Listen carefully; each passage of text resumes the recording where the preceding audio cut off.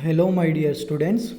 Today let us start new topic, that is new chapter, that is we have done with complex analysis. So today we will start vector calculus. We will start vector calculus. So the most important topics in vector calculus are you have to study curl, gradient, divergence and directional derivative. These are very important topics. Okay, mostly we'll get bit from this topic only: directional derivative, curl, gradient and divergence. These are very important. I will take you very neatly this topic. Then second is unit vector. This is also very important. They will ask you to find out what is the unit vector for given vectors. Okay, that is very important. Then one more thing they can ask is angle between vectors, angles, and they may ask dot product, cross product. Okay, and also you have to study dot product, cross product, angles. Okay, these things you have to study.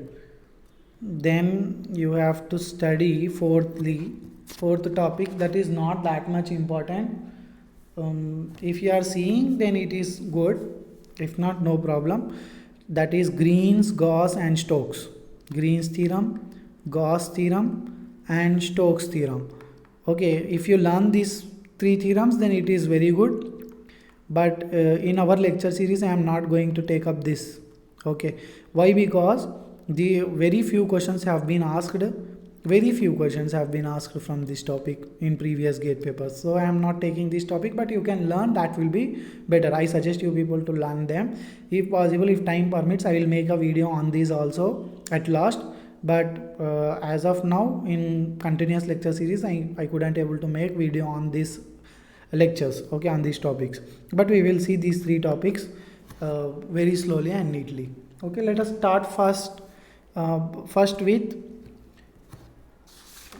dot product and cross product. Okay, let's suppose if I have some vector a bar, that vector is a1i plus b1j plus c1k, suppose, and I have one more vector b bar, that is b1i plus a2i b2j plus c2k. Suppose I have this vector. Then if I want to find dot product, a bar dot b bar, remember dot product is always scalar. That means it will have only number. That won't give ijk, that won't give vector. This will give number. You will get number, scalar. Okay, so a dot b, how will you do a dot b? Is a dot b is equal to a1 a2 plus b1 b2 plus c1 c2. Okay, a1 a2 plus b1 b2 plus c1 c2, that is a bar dot b bar. Okay, this we call it as dot product. Dot product, always remember dot product is what? Dot product is a scalar. Do remember, dot product is a scalar. Then cross product. Okay, cross product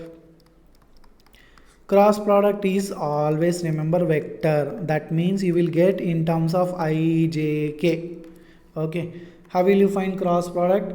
A bar cross b bar.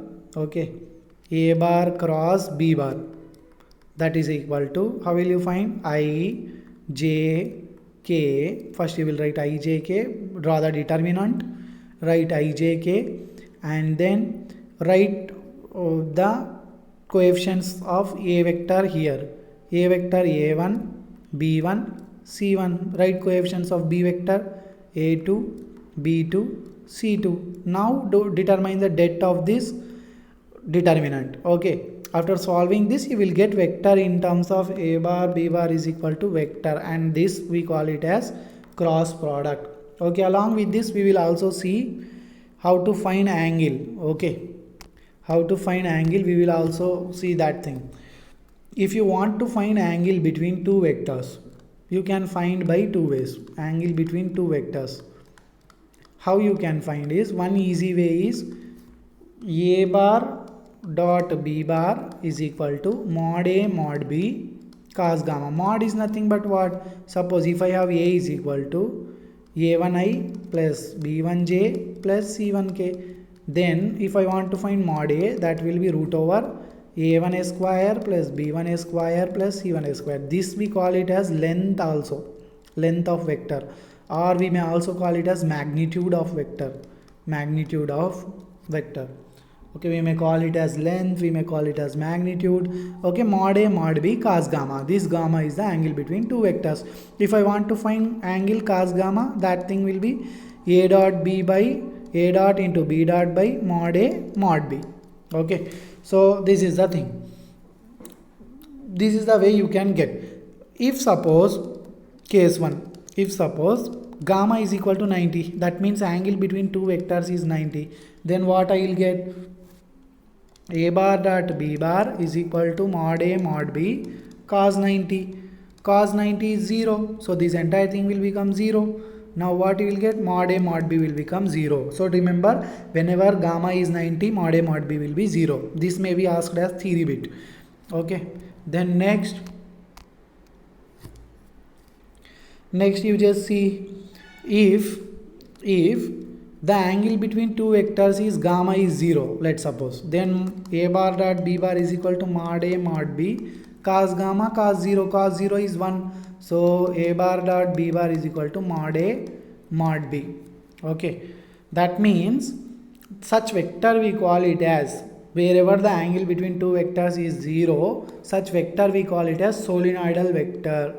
Solenoidal vector. Do remember, the vector whose angle between two vectors is 0, such vectors we call it as solenoidal vector.